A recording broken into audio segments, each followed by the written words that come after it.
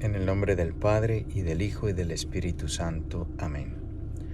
Dios te salve María, llena eres de gracia, el Señor es contigo. Bendita tú eres entre todas las mujeres, y bendito es el fruto de tu vientre, Jesús. Santa María, Madre de Dios, ruega por nosotros pecadores, ahora y en la hora de nuestra muerte. Amén. Shalom HaMashiach. Bienvenidos a esta lectura y reflexión del jueves de la 11ª semana del tiempo ordinario. La primera lectura está tomada del libro del Eclesiástico, capítulo 48, versículos del 1 al 15. Luego surgió el profeta Elías, semejante al fuego, cuya palabra quemaba como una antorcha. Él atrajo sobre ellos el hambre y con su celo los redujo a pocos. Por mandato del Señor cerró el cielo e hizo bajar fuego 3 veces. Qué glorioso fuiste, Elías, con tus prodigios. ¿Quién puede jactarse de ser como tú? Tú despertaste a un difunto del estado de muerte y del Hades con la palabra del Altísimo. Tú precipitaste a reyes en la ruina y a hombres ilustres de su lecho. Escuchaste en el Sinaí amenazas y en el Horeb sentencias de castigo. Ungiste a reyes para hacer venganza y a profetas como sucesores tuyos. Tú fuiste arrebatado en un torbellino de llamas, en un carro tirado por caballos de fuego. Tú eres el designado para reprochar en tiempo oportuno, para aplacar la ira del Señor antes del furor, para convertir el corazón del Padre hacia el Hijo y restablecer las tribus de Jacob. Dichosos los que te vieron y los que han muerto en tu amistad. También nosotros alcanzaremos, sin duda, la vida. Apenas fue envuelto Elías en el torbellino, Eliseo fue llenado de su espíritu. En su vida no tembló ante príncipes, y nadie pudo dominarle. No hubo nada que le superase, y aun estando muerto profetizó su cuerpo. En vida realizó prodigios, y tras su muerte sus obras fueron maravillosas. A pesar de todo, no se convirtió el pueblo, ni se apartaron de sus pecados, hasta que fueron arrojados de su país y dispersados por toda la tierra.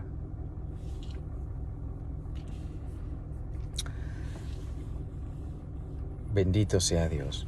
Pues aquí, leyendo este pasaje del Antiguo Testamento, parece que estoy leyendo un pasaje de la vida de algún santo.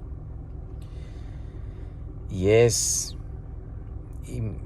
es maravilloso porque los santos son santos por la gracia de Dios, tanto en el Nuevo Testamento como en el Antiguo Testamento.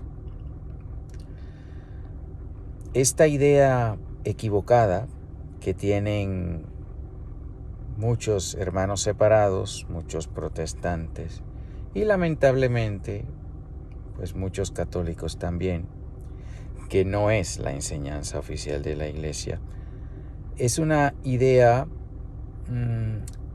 que la ruptura entre el Antiguo y el Nuevo Testamento es tal que parecen dos cosas diferentes. Claro que son dos testamentos diferentes, pero en realidad son sobre el mismo Dios, el único Dios, y sobre el mismo pueblo, el pueblo de Dios.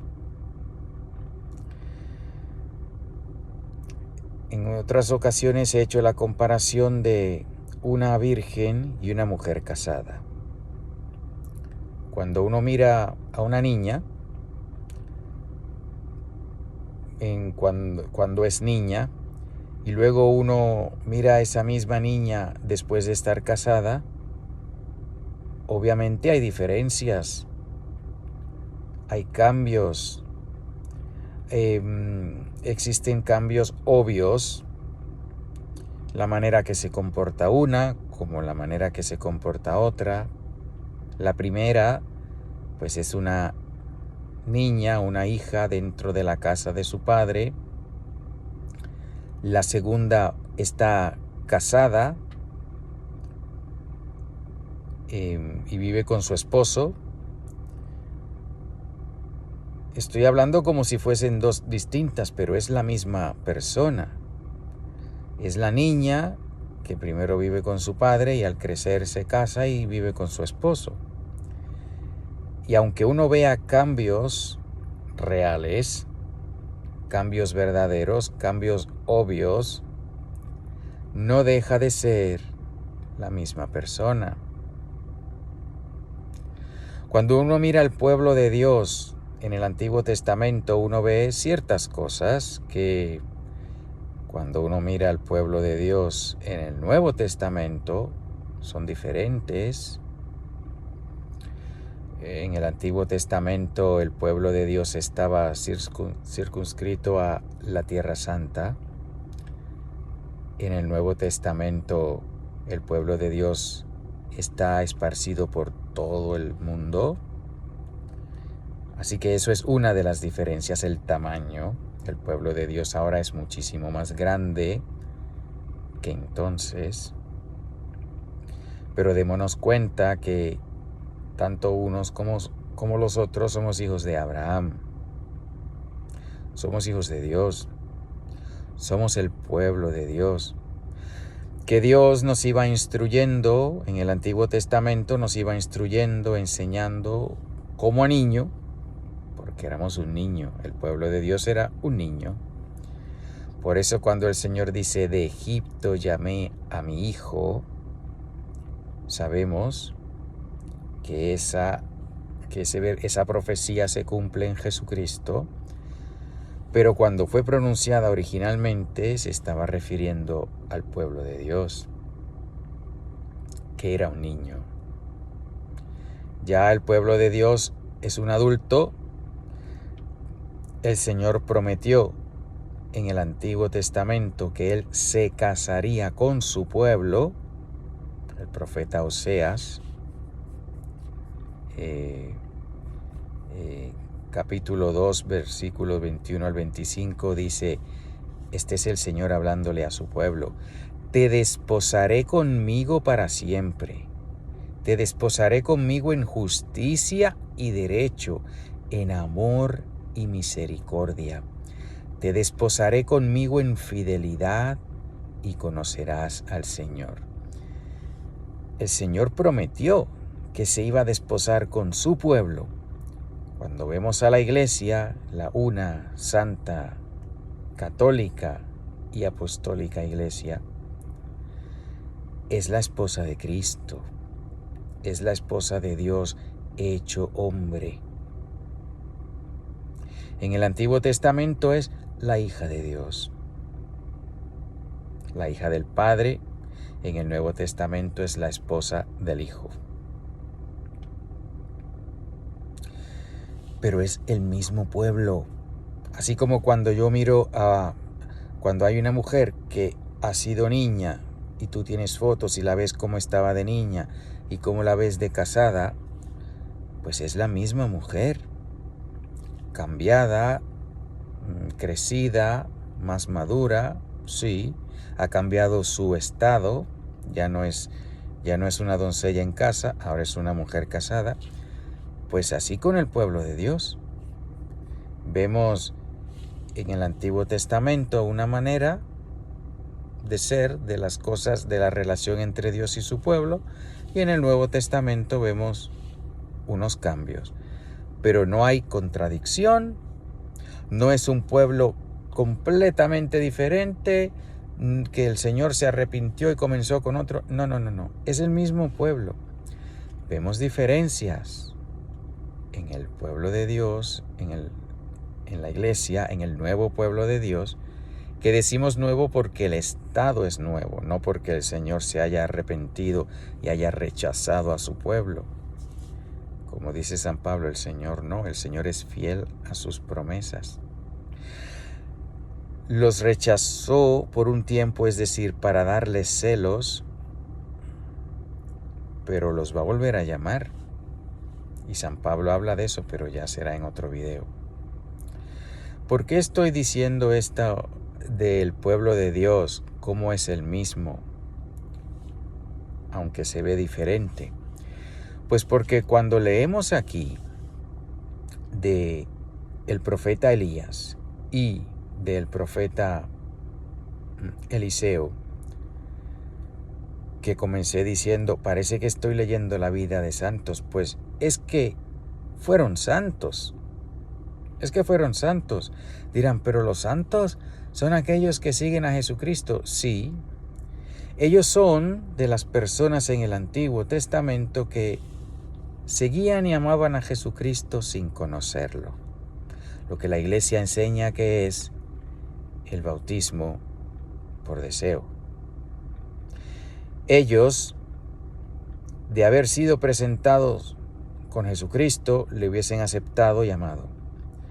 Le aceptaron y le amaron sin conocerle. Cuando el Señor dice de el rey David que era un rey de acuerdo al corazón de Dios, pues ¿cómo es posible que nadie pueda complacer a Dios sin Jesucristo? Si Él es el único medianero entre Dios y los hombres. Si la gracia y la salvación nos viene por Jesucristo, ¿cómo es posible que haya un rey en el Antiguo Testamento, el rey David, que tenga un corazón de acuerdo a Dios? Pues por la gracia de Dios. Que ellos tenían, que algunas personas tenían sin saberlo, sin conocerlo. Porque no hay salvación fuera de Jesucristo. Cuando la Iglesia enseña que no hay salvación fuera de la Iglesia, que es cierto, es porque la Iglesia es aquellos que han sido injertados a Cristo. Son miembros de la Iglesia. Y puesto que fuera de Cristo no hay salvación, y la Iglesia es el cuerpo de Cristo, pues fuera de la Iglesia no hay salvación. Aquel que se salve, se ha salvado porque ha sido miembro de la Iglesia, sabiéndolo o no. Elías y Eliseo fueron miembros de la Iglesia y no lo sabían. Era la Iglesia, la comunidad hebrea, la Iglesia de Dios, que era solamente en ese entonces para los hebreos, pero era la Iglesia de Dios. Y como tal, me atrevo a decir que era del cuerpo de Cristo. Pero ¿cómo estás diciendo eso si no había encarnación todavía? Porque la encarnación y el sacrificio de Cristo son eternos. Démonos cuenta, el ejemplo más claro es la Santísima Virgen María. Ella fue concebida sin pecado original. ¿De dónde se consiguió semejante gracia? De la pasión de Cristo. Pero es que cronológicamente primero fue concebida la Virgen, después se encarnó el Verbo de Dios y después el Verbo de Dios murió y resucitó, ganando entonces todos los méritos. ¿Cómo es posible que se le hayan aplicado a la Virgen antes de que esos méritos se hubiesen producido? El dogma de la Inmaculada Concepción nos lo explica clarísimamente. Por los méritos de Jesucristo que ganó en la cruz, fue preservada de toda mancha de pecado original la Santísima Virgen María. Con esto nos enseña la Iglesia que los méritos de Jesucristo son eternos, es decir, no están limitados al tiempo. Ocurrieron hace 2000 años y todavía hoy nos beneficiamos, porque no están limitados al tiempo. La Santísima Virgen María fue concebida sin pecado original por esos méritos que ocurrieron después que ella fue concebida. Así que, basándonos en el mismo principio, que los méritos de Jesucristo no están limitados al tiempo, pues podemos decir que Elías y Eliseo y el rey David, que tenía un corazón de acuerdo a Dios, eran hijos de Dios, tenían la gracia de Dios, porque sin la gracia de Dios no se puede ser santo, porque sin Dios nadie entra al cielo. Claro que ellos no entraron en el cielo hasta que Jesucristo lo abrió, pero se salvaron, estaban en el seno de Abraham, como nos dice claramente el Señor Jesucristo en el Evangelio, que aquellos que se salvaron estaban en el seno de Abraham, incluso antes de que el cielo hubiese estado abierto, que se abrió con la muerte de Jesucristo. Y los que se habían condenado, pues estaban en lo más profundo del Sheol, el infierno. Y otra cosa importantísima, la devoción que nosotros le tenemos a los santos, que muchas veces los hermanos separados, los protestantes, nos acusan de, pero si es solamente Dios, ¿qué estás haciendo dándole honor a una criatura? Pero es que a las criaturas se le da el honor por las obras que Dios ha hecho en ellos. Miren este pasaje del Antiguo Testamento. Es básicamente una alabanza al profeta Elías, así como nosotros alabamos las obras que Dios ha hecho en los santos, pues desde el Antiguo Testamento se alababan las obras que Dios había hecho en los santos. En este caso, en el profeta Elías y en el profeta Eliseo. Una lista. Por mandato del Señor cerró el cielo e hizo bajar fuego. Comienzan narrando lo que hizo el profeta. Luego comienzan hablándole al profeta, que ya está muerto. El profeta ya está muerto cuando se está escribiendo este libro. Pero por la comunión de los santos, que la muerte no puede separarnos del amor de Cristo, repito, Elías vivió antes que Jesucristo, pero todas las gracias y todas las bendiciones que tuvo Elías fueron por méritos de Jesucristo, porque el sacrificio de Jesucristo es eterno. Y así como la Santísima Virgen fue concebida sin pecado antes del sacrificio de Cristo, el sacrificio de Cristo no tiene límite, se le aplica a todo aquel después y antes, siempre y cuando respondan a la gracia. Comienzan entonces aquí a hablarle al profeta.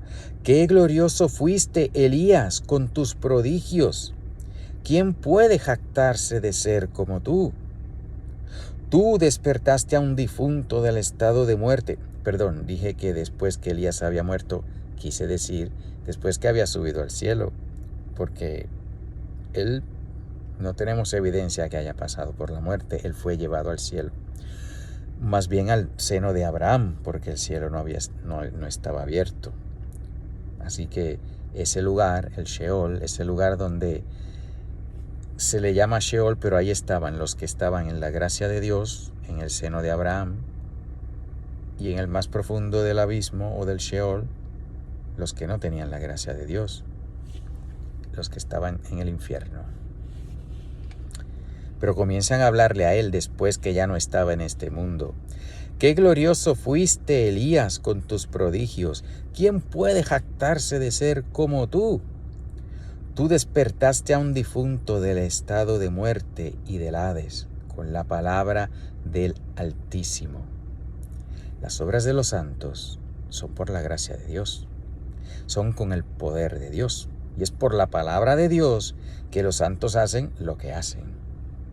Así que cuando nos quieran acusar de que, pero que ya están haciendo, honrando a los santos y tal, que idolatría. No, no es idolatría, está en la palabra de Dios. Porque cuando uno alaba la vida de un santo y las cosas que un santo ha hecho, estamos alabando a Dios, que fue quien le dio la gracia para eso. Tú fuiste arrebatado en un torbellino de llamas en un carro tirado por caballos de fuego. Tú eres el designado para reprochar en tiempo oportuno, para aplacar la ira del Señor antes del furor, para convertir el corazón del Padre hacia el Hijo y restablecer las tribus de Jacob.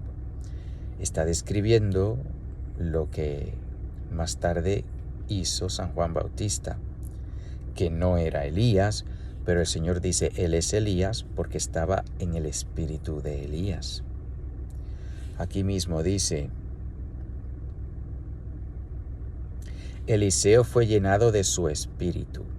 Ese espíritu, ese carisma, esos dones que Dios le dio a Elías, se los dio a Eliseo, su sucesor. Por eso cuando el Señor dice de San Juan Bautista que Él es Elías, en otra parte del Evangelio aclara, porque viene con el espíritu de Elías. No es que sea la misma persona. Así como si vemos a un sacerdote franciscano o a un fraile franciscano hoy en día que sea fiel a la regla de San Francisco, pues podemos decir que tiene el espíritu de San Francisco, porque vive de acuerdo al carisma de su fundador. O cuando veíamos, porque hoy en día es muy difícil encontrarlos, pero sí puede que los haya, algún jesuita que viva de acuerdo a la regla de San Ignacio de Loyola, pues podemos decir que es un jesuita que está siendo fiel al espíritu de San Ignacio de Loyola, que tiene el espíritu de San Ignacio de Loyola. Pues así, Eliseo tenía el espíritu de Elías. Esto es algo que ha estado en el pueblo de Dios desde el Antiguo Testamento. Por eso, cuando nos acusen y nos critiquen por nuestra relación con nuestros hermanos los santos, pues siguen demostrando que no conocen la palabra de Dios. ¿Y qué hacer? Pedir por ellos, pedir por los hermanos separados, mostrarles la palabra de Dios, Eclesiástico 48, 1 al 15, y seguir pidiendo, porque una de las señales antes de que venga el Señor es que habrá un solo rebaño bajo un solo pastor, la unión de los cristianos. No como la quieren hacer algunos ahora, diciendo, pues aquí podemos hacer de todo para que quepan todos. No.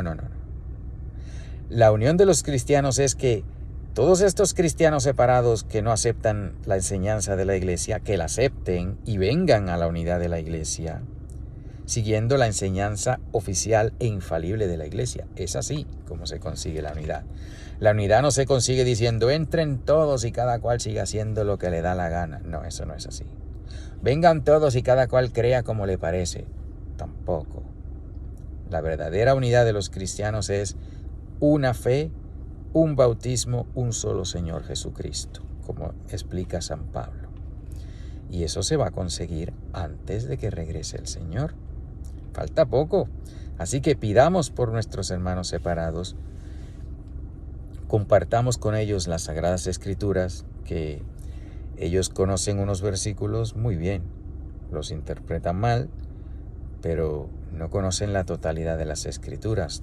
Nos toca a ti y a mí compartir con ellos, pedir por ellos y con claridad, con amor, respeto, pero la verdad. Una cosa es tener respeto a alguien y otra cosa es no decirle la verdad por respeto, pues eso no es respeto, eso es falta de amor. Con respeto hay que decir la verdad. Y el respeto a veces llama a usar palabras fuertes. El Señor no le faltó el respeto a nadie porque pues es el amor mismo encarnado, y hay que ver cómo a veces llamaba a los fariseos raza de víboras, sepulcros blanqueados, porque lo que el Señor quería era la conversión de ellos. Y miren, aquí en el último versículo dice, a pesar de todo no se convirtió el pueblo, ni se apartaron de sus pecados. hasta que fueron arrojados de su país y dispersados por toda la tierra. Pues muchas personas no escuchan la enseñanza de la iglesia, no escuchan a los santos, siguen empedernidos en su pecado y luego pagan las consecuencias. La peor de todas, que es la condenación eterna. Aquí en este caso fue el exilio. A pesar de todo, no se convirtió el pueblo ni se apartaron de sus pecados hasta que fueron arrojados de su país y dispersados por toda la tierra. Pues así, la iglesia, el Señor, en la iglesia tenemos el catecismo, el magisterio de la iglesia, la vida de los santos, las profecías de los santos que nos hablan de este tiempo, de cómo Satanás se sentará en el vértice de la iglesia. Es lo que estamos viendo ahora con este falso profeta. Todo eso fuimos advertidos. Y a pesar de eso, pues muchas personas siguen diciendo, ¡viva el Papa Francisco! ¿Y qué harán estas personas cuando este Señor cambia la doctrina? ¿Cambiarán la doctrina para seguir al Papa Francisco? ¿Aceptarán entonces rechazar la doctrina de Dios, rechazar a Dios por un hombre? Pero eso es idolatría. Francisco no es Papa. Benedicto XVI fue el último Papa y estamos esperando que el Señor nos envíe a Pedro el Romano, según la profecía de San Malaquías. Cuando eso ocurra, pues tal vez sea cuando se unan el resto de los hermanos separados, se conviertan los judíos, y ya estaremos listos para recibir al Señor, que está a la puerta. El Salmo, tomado del Salmo 96. Que se alegren los justos con el Señor. Reina el Señor, alégrese la tierra, cante de regocijo el mundo entero. El trono del Señor se asienta en la justicia y el derecho. Que se alegren los justos con el Señor. Un fuego que devora a sus contrarios a nuestro Dios precede. Deslumbran sus relámpagos el orbe y viéndolos la tierra se estremece. Que se alegren los justos con el Señor. Los montes se derriten como cera ante el Señor de toda la tierra. Los cielos pregonan su justicia, su inmensa gloria ven todos los pueblos. Que se alegren los justos con el Señor. Los que adoran estatuas, que se llenen de pena y se sonrojen, lo mismo que el que se jacta de sus ídolos. Que caigan ante Dios todos los dioses, dioses con minúscula. Que se alegren los justos con el Señor. Pues aquí en el Salmo 96 nos hace referencia a lo mismo que estamos hablando de la venida del Señor, la parusía, cuando el Señor venga a juzgar a vivos y muertos, como decimos en el credo. Va a ser un tiempo terrible para aquellos que no están en la gracia de Dios, para aquellos que han rechazado a Dios, pero va a ser un momento de alegría para los que estén en la gracia de Dios. Que se alegren los justos con el Señor. Reina el Señor, alégrese la tierra. El Señor ya está reinando, pero su reino no está afianzado y establecido ya, manifiestos a todos. Lo va a estar cuando el Señor se aparezca en su parusía, en su manifestación. Ahí sí que vamos a ver al Rey de Reyes con su reino establecido, el reino que sigue creciendo de una manera oculta en el corazón de los que están en la gracia de Dios. Se va a manifestar cuando Él regrese, cuando Él venga. El Evangelio. Evangelio según San Mateo, capítulo 6, versículos del 7 al 15. Y al orar no empleéis muchas palabras como los gentiles, que piensan que por su locuacidad van a ser escuchados. Así pues, no seáis como ellos, porque bien sabe vuestro Padre de qué tenéis necesidad antes de que se lo pidáis. Vosotros, en cambio, orad así: Padre nuestro, que estás en los cielos, santificado sea tu nombre. Venga tu reino. Hágase tu voluntad como en el cielo, también en la tierra. Danos hoy nuestro pan cotidiano. Perdónanos nuestras deudas, como también nosotros perdonamos a nuestros deudores. Y no nos pongas en tentación, sino líbranos del mal. Porque si les perdonáis a los hombres sus ofensas, también os perdonará vuestro Padre Celestial. Pero si no perdonáis a los hombres, tampoco vuestro Padre os perdonará vuestros pecados. Me he extendido mucho. Este evangelio fue el mismo que leímos ayer. Se leyó ayer no porque estaba en el leccionario, pero porque puse el bloque entero. Pues bendito sea Dios, el Padre nuestro, la oración diaria. Así es como tú y yo debemos vivir, pidiéndole al Padre esas gracias, aceptándolas y viviendo de acuerdo a ellas, perdonando a nuestros hermanos. Cuando